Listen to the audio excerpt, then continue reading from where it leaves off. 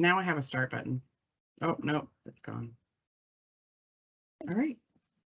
Hey, everyone. It's Lacey, Director of Parent Family Programs at Georgia Tech. Thank you for tuning in today. Sorry for the technical delay.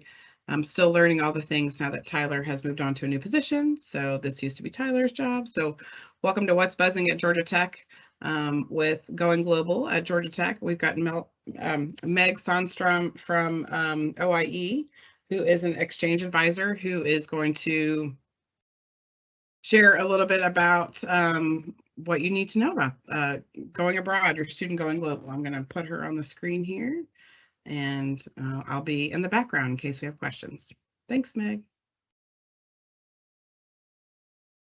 Hi, everyone. Good afternoon. Yes, I'm Meg Sonstroem. I have been an exchange advisor in the Office of International Education for the last 5.5 years. So I'm really excited to be here with y'all today. I'm going to quickly share my screens. Been a while since I've done a PowerPoint. All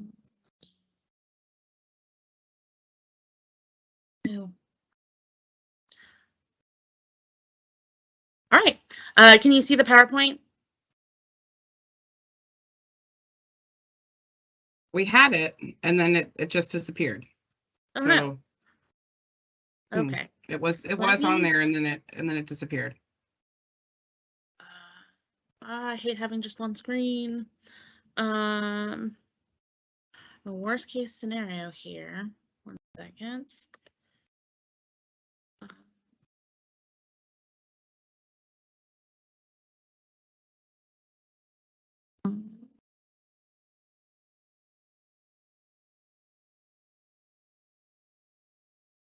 Let's try this one more time.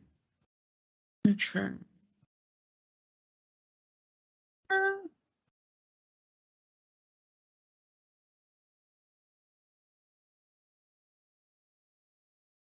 Share.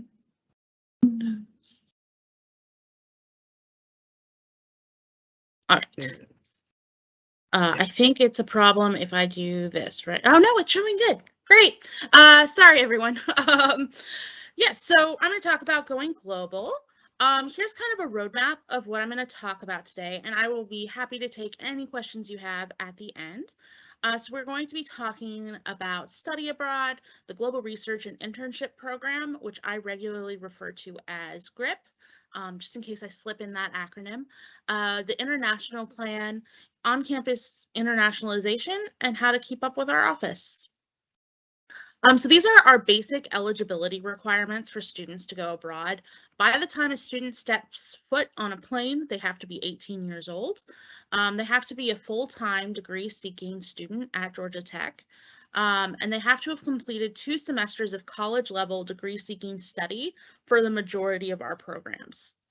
They have to be in good academic and disciplinary standing, and some programs have GPA requirements, but it does change depending on which program it is. For study abroad, we have 4 main types of ways of, we have 3 ways of going abroad for study. The one that most people have heard about is something like Georgia Tech. It used to be called Georgia Tech Lorraine. It is now called Georgia Tech Europe, which is our campus in France. Then we have our faculty-led programs that run during the summer. Most of the time, there are a couple exceptions, but those will be like Oxford program or the Pacific program, the Barcelona Fall program. That's, I think, what most students or most people think of when they think about study abroad.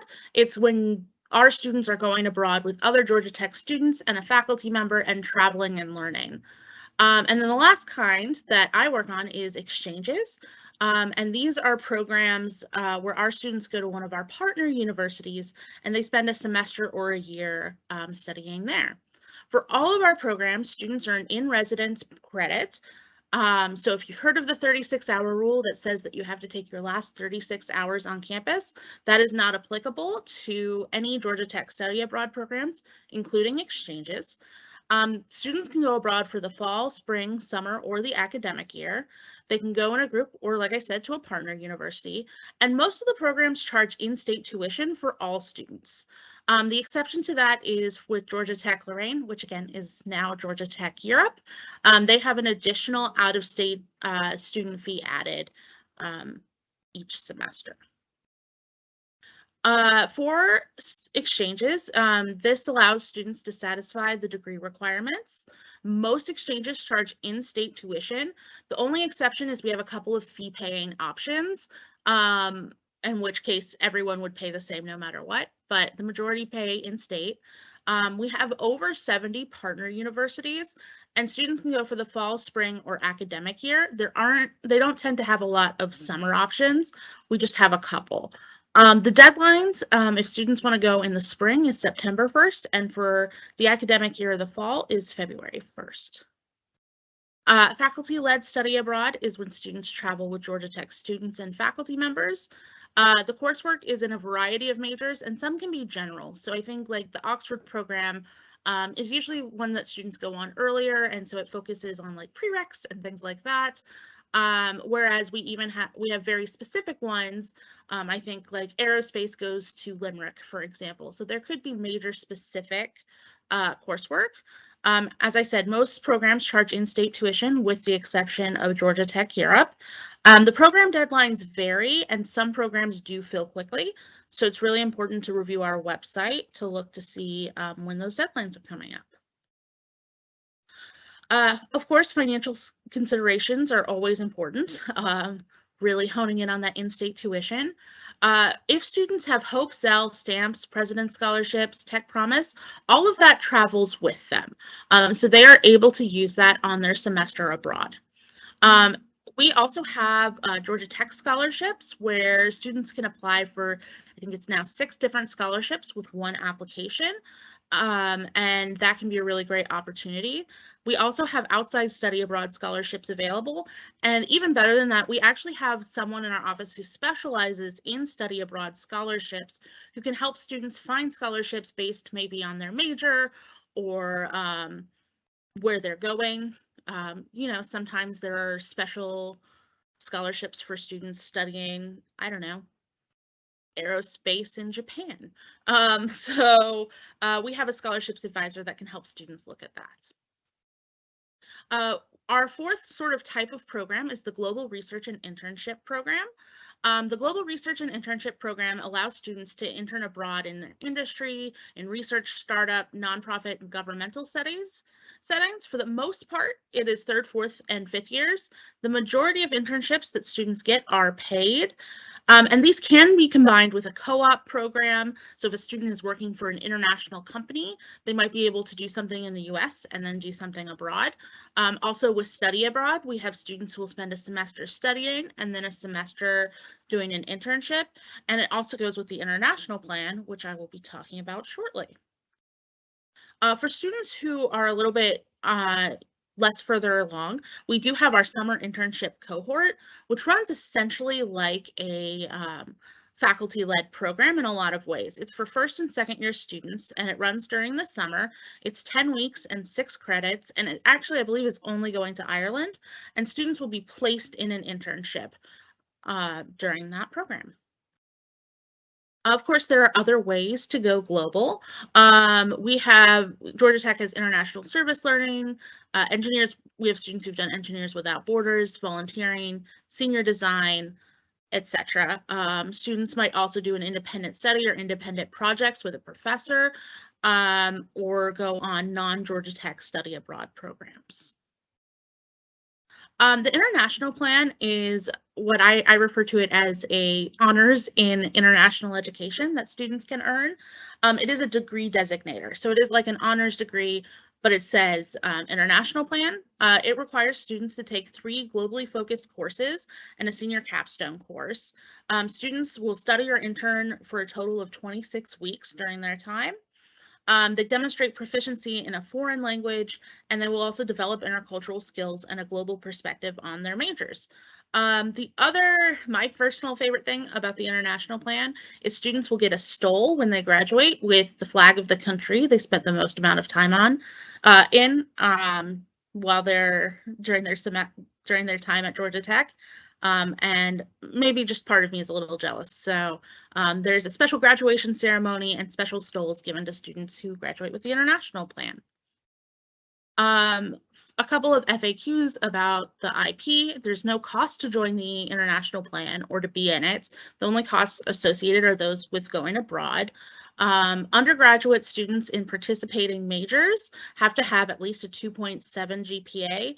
That GPA is waived for first-year students. And students can apply at ip.oie.gatech.edu. iHouse is one of our on-campus internationalization efforts, which is pretty cool.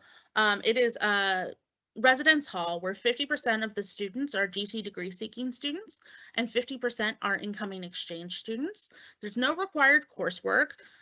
Students participate in cultural activities as a cohort. So for example, in this picture here, they actually went on a civil rights bike tour of Atlanta, which was pretty cool. It is open to all Georgia Tech students after their first year, and normal housing fees apply plus $200 a semester for those activities. Another fun thing is the students who are there on exchange will paint a ceiling tile and put it up at the end, which is really fun. And some of the best food you can find at Georgia Tech is in iHouse. Sometimes I'll just drop by and the students will have made something that they're willing to share. For our fall events, all of these have passed except for International Education Week, which is next week, November 14th through the 18th, where we'll have lots of different activities for students to participate in. And now I will stop. I will take questions in a second, but to stay in touch, you can contact us. Our website is oie.gatech.edu.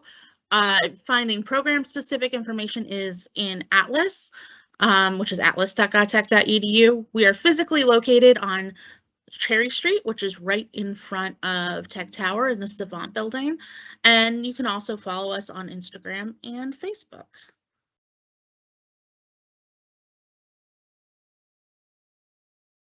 Right.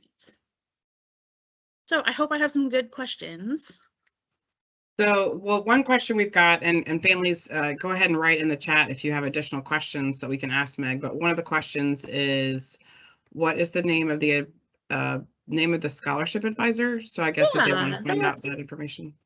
Ashley Toomey Flynn.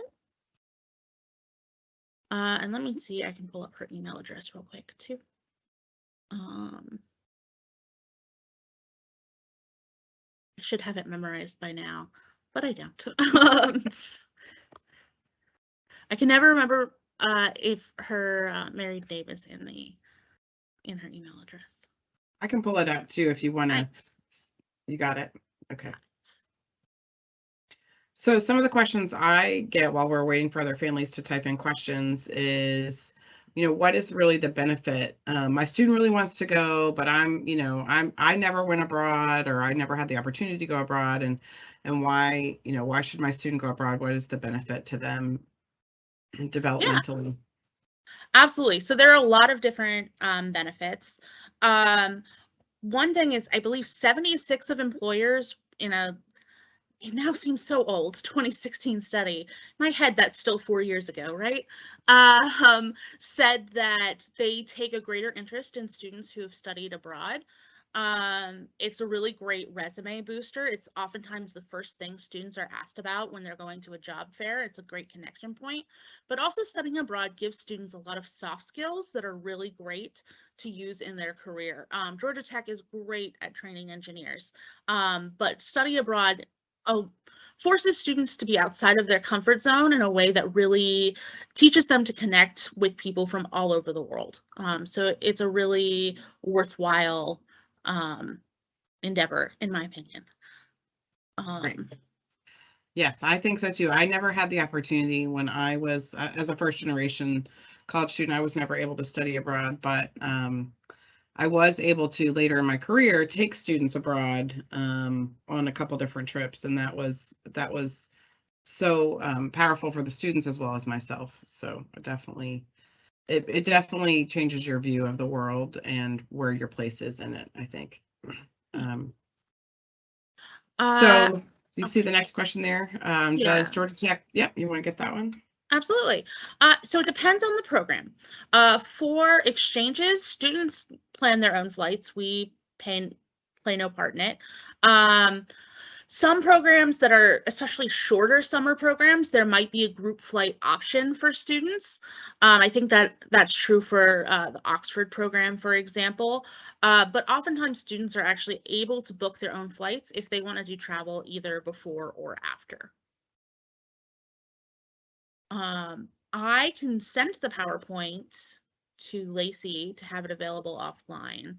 I don't think it's Yes. available anywhere on our website. Yeah, if you, parents, if you want a copy of the PowerPoint, you can just email me at parents@gatech.edu. And Meg's going to send it to me, and then I'll just send it to you if you specifically want a copy of the PowerPoint. And all the questions are pouring in now. We're getting all the questions. Yeah. Here, I know how to spell my name really quickly, so I'll go ahead and put my information in there. I started typing, and then I got all the questions coming in. Yes, and please feel free to email me. Even if I am not the specific person, I can get you in contact with the correct person in my department. Student visas for the summer, again, it kind of depends on country. For most of Europe, no. It's usually about whether students are spending more than 90 days in a country, and they don't for most places. So and I will specify for US American students, typically visas are not required over the summer. There might be exceptions. We're not currently sending students to China, but when we have summer programs for China, anyone entering China needs a visa. It's the same for Australia. If you go to Australia for any length of time, you need to get a visa, but students will be well advised on that in advance. Why did they increase the fee for out-of-state students for GTL? That is a great question. I am not part of that campus, so and I'm also not high enough to be part of the decision-making process to increase fees. But Georgia Tech Lorraine really does operate as a campus. So those fees are going toward the same things that they would, for example, at Georgia Tech. So I don't know if I don't believe there are specific scholarships for out-of-state students, but there are specific scholarships for some majors, for example, and obviously any of the scholarships that are available for in-state students would also be available for out-of-state students. For the best program in Lyon, I believe that they are housed in in a university in Lyon. Don't quote me on that. But typically, I believe that from what I've heard from students, they live in a campus dorm. It could also be a hostel, but I think we work with a university in Lyon to have housing for those students. So if my student is an aerospace major, should they wait to do the Limerick study abroad, or does it make sense to do Georgia Tech Europe as study abroad? I think that's entirely up to what your student would like to do. The Limerick program is really great, and it is very aerospace focused. So if that's the coursework that they want to get out of their time, then that's a really great option. For Georgia Tech Europe, when students go there, a lot of students use it kind of as a launching off point. So they'll have to look at what courses are offered, but a lot of students use it as a launching off point for travel from that campus. So it really has to do with what that specific student would like to get out of the experience. Yes, and the next question, can you talk about LBAT? Also, when do students hear back about programs they apply to? So the LBAT programs are language, business, and technology programs, and these tend to be language focused as far as getting students to a certain level of fluency. So we have Spanish, German, and French. We are not running our Russian one at the moment. So students, it is a faculty-led program, so they will be with a faculty member. I know for the Spanish LBAT, there are a number of different options. There's one that goes to Spain. I think there's one that goes to Ecuador.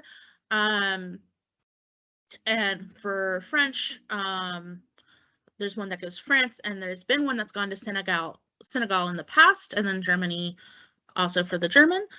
So as far as when students hear back, those are usually rolling admission. So they should be hearing back fairly quickly, but they can always reach out to the program director to find out more. How difficult is it to get an internship? It is a autonomous process for the students. Our advisors will talk students through where to find resources for looking for internships.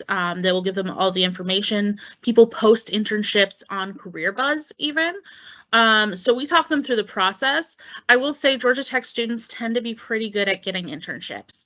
I don't hear a lot of rejections overall, but it's a lot like applying for a job, right? So they might apply for 3 or 4 and get 1 or 2. If you have Hope or Zell Miller, does the tuition apply exactly as it applies to Georgia Tech? Yes, it does. So you continue to use your Hope or Zell. It applies in the exact same way. No extra work on the part of the student. If our student is accepted, will there be program-specific meetings about visas, rail passes, etc.? Yes, there will always be a program-specific orientation for each of our programs.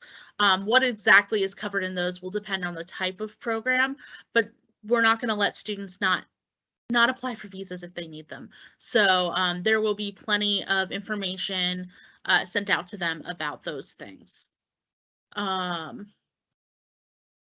Our son was just confirmed for Georgia Tech Europe for next summer. Are there students who are there generally on their own to figure out the weekend off day travel throughout Europe, or they organized trips? I think there are a couple of organized trips for Georgia Tech Lorraine. Georgia Tech Europe, that's going to take me a while. Just rolls off the tongue. But I think generally students are on their own to do a lot of that travel, and students actually really enjoy that. So there might be like 1 or 2 organized trips throughout the semester, but students, or during the summer, but students generally get to make their own plans. You can apply for the international plan here, oip.oie.geotech.edu.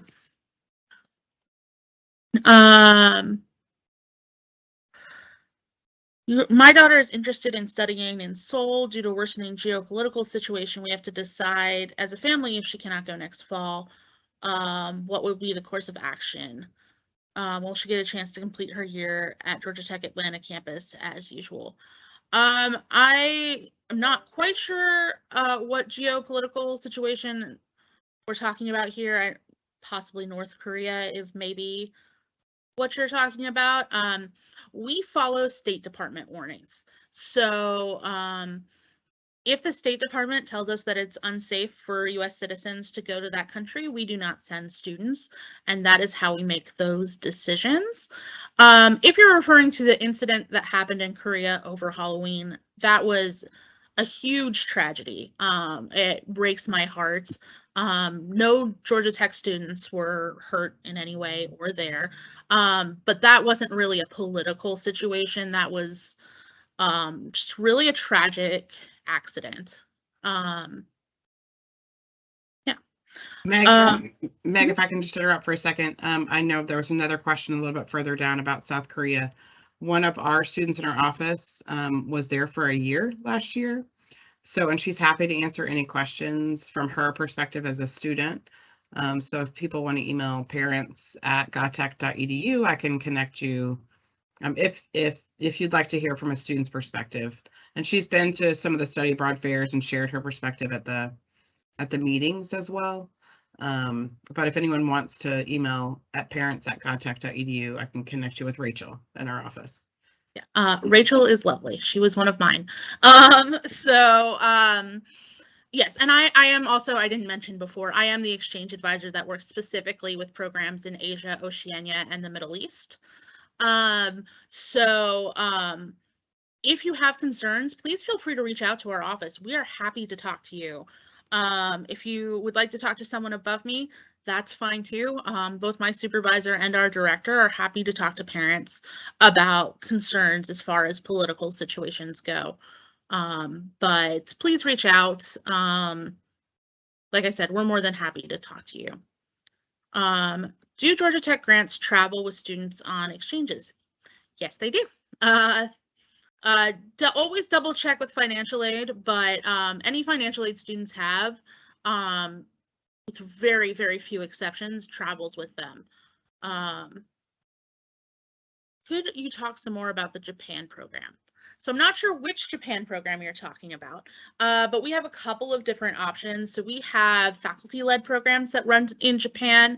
Over the summer, there's a Japanese LBAT. I knew I was forgetting a language that runs. We also have one that runs, it's like an embedded program. It's called origami engineering, which is, I think, is really cool. That goes to Japan over like a spring break. And then of course we have our exchanges. So I will say the tricky thing for Japan and exchanges is that they don't have much coursework offered in English to undergraduate students. So we work through that with students, but primarily Japanese programs are meant for students who are studying Japanese as a second language. Getting engineering coursework can be a little bit tricky, but you can always send a student my way. I'm happy to talk about it. Where can you get more info about the GRIP program, and is it too late for this summer? It is definitely not too late for this summer at all. I think right now is basically the time to start looking. Let me double check that website. GRIP. Yeah, I thought I knew it and I was guessing, but I could get there through.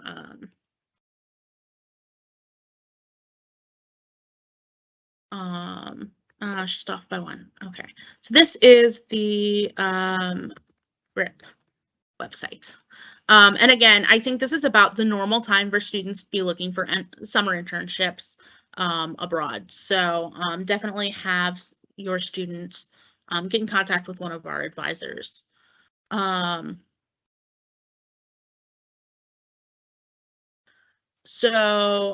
Okay, this question. My daughter applied back in September to Georgia Tech Lorraine for summer 2023 and received an email today regarding needing to fill out a questionnaire.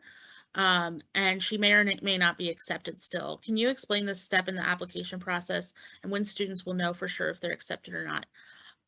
Unfortunately, I do not know.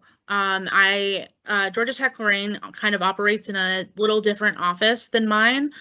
So I'm not sure what that additional questionnaire is about.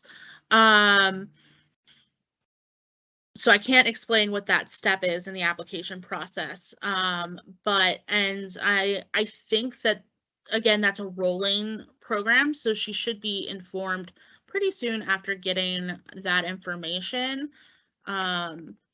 The person in charge of advising for Georgia Tech Lorraine is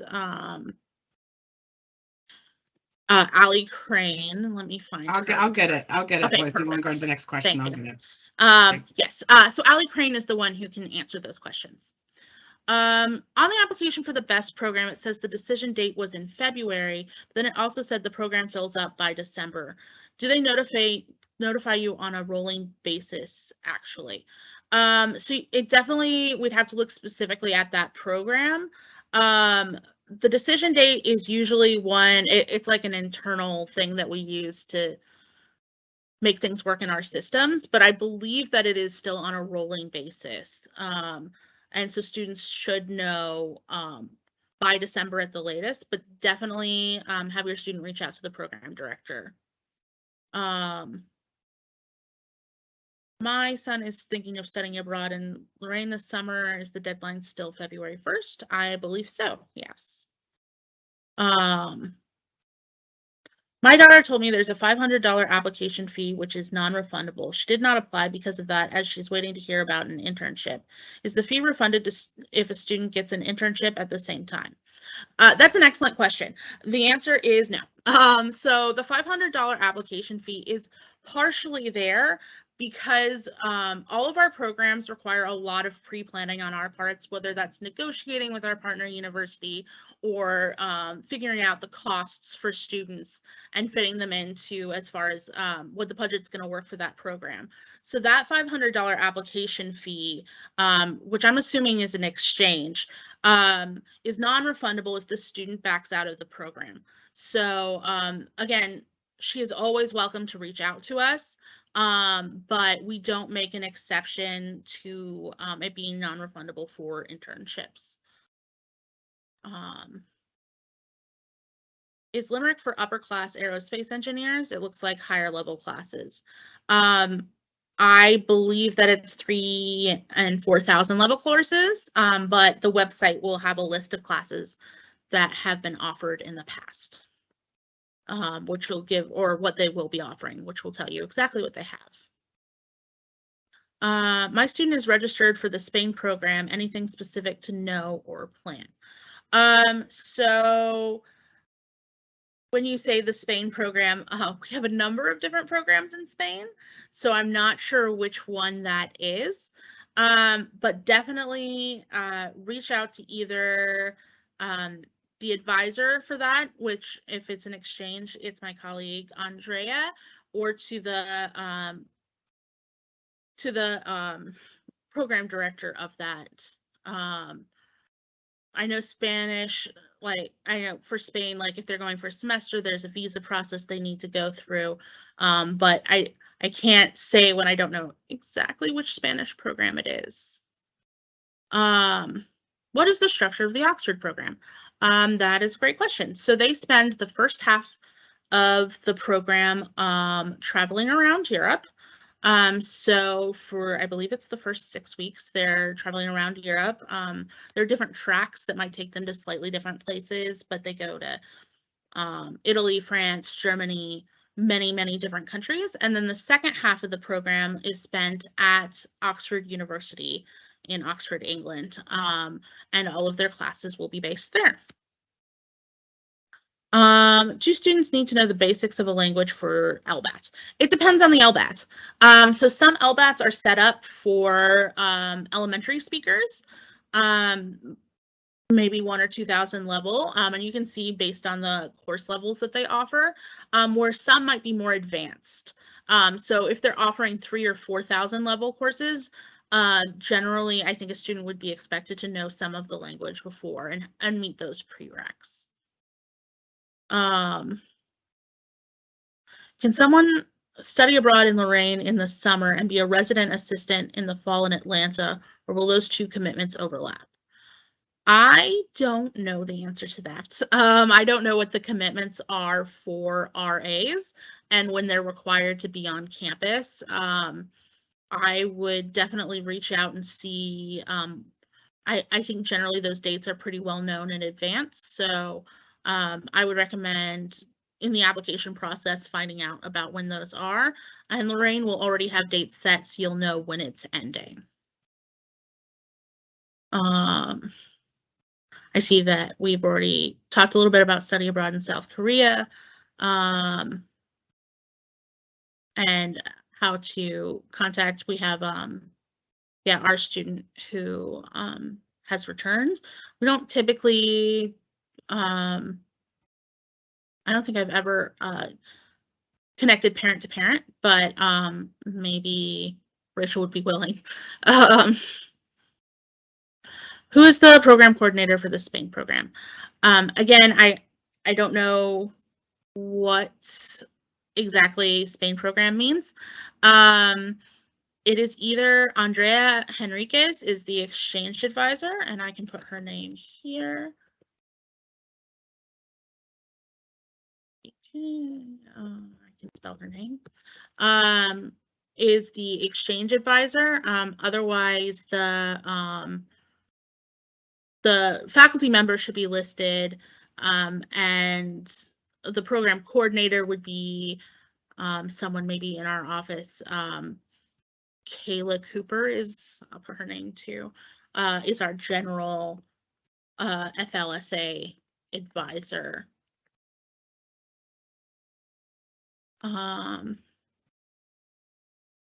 Are there programs to help students who have not been overseas before navigate the experience? Not to do anything stupid that will get them in trouble in another country. So as I said earlier, all programs have orientations. I'm particularly proud of the exchange orientation. We actually run a conference style orientation where students get to choose which sessions they go to, and we have one specifically for first-time travelers. But rules and regulations are definitely talked about in advance and what is expected of students. Students are expected to continue to follow the Georgia Tech code of conduct while they're abroad. And like I said, every single program is going to have an orientation of some sort associated with it. Can you tell me the name about the Japan program, which covers origami engineering, and does it have any requirement of specific major? So the name of the program is just origami engineering. I don't know a ton about it specifically. Let me see if I can quickly find you the website. I looked for it. I couldn't find it, but I thought you know better than I would. It might, so a lot of they might have decided not to run it for this summer or this semester because there were some questions of entry into Japan for a little bit. Japan is now open. Yeah, I think that maybe it's just not being offered at the moment. Yeah, I see we got the answer to the GTL dorms. The nice thing about the dorms is they are single rooms for students. It's like really tiny studio apartments. But it's really nice because students don't have to navigate a roommate there. And the program, I've had several students go to the GTL, now GT Europe program, and they travel a lot. They don't have classes on Friday, so they travel to other countries on the weekends. They get a Eurail pass, and they really do have a phenomenal kind of once in a lifetime experience. And parents, if they are able to and have the finances, will go over maybe during one of their breaks and join them, which is kind of neat. But all of my students have really enjoyed all of their study abroad experiences. Why do some programs have deposits that go non-refundable before the date when they hear whether or not they've been accepted? Berlin, while others have deposits that so I think this is probably a difference in the type of program. Exchanges have a non-refundable deposit.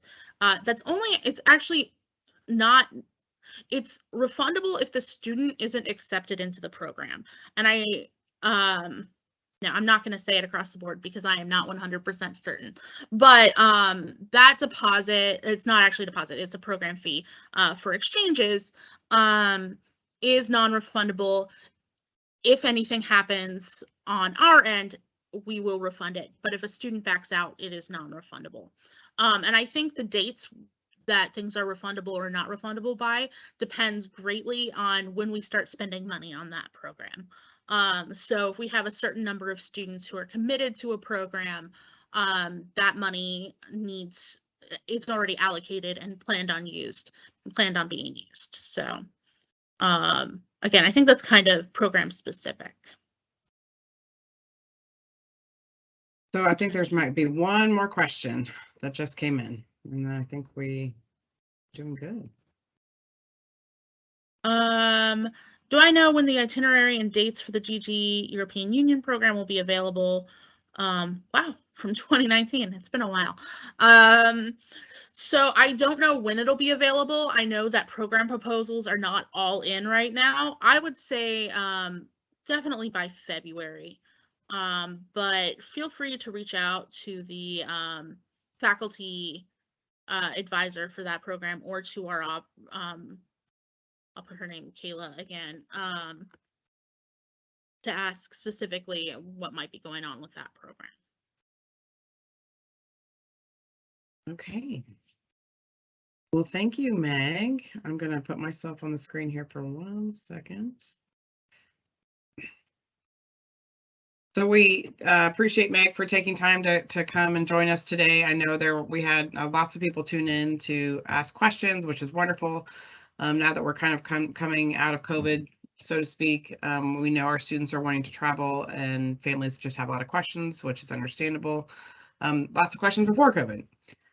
We will have this recording on our website tomorrow. If you just go to parents.gatech.edu, which is our website, go under the Stay Connected tab and go to virtual recordings, and it will be there tomorrow. Once we get it up on YouTube, we'll share it over there on our website. And we've got a few more webinars that are coming up for the rest of the semester. We sent an email out about that. The schedule is also on our website on that same virtual recordings link. If you have any questions at all about anything, email parents@gatech.edu and I'll be happy to help you, or one of my student staff will. Thank you so much for joining us and have a great afternoon. Take care. Bye. Thank you, everyone.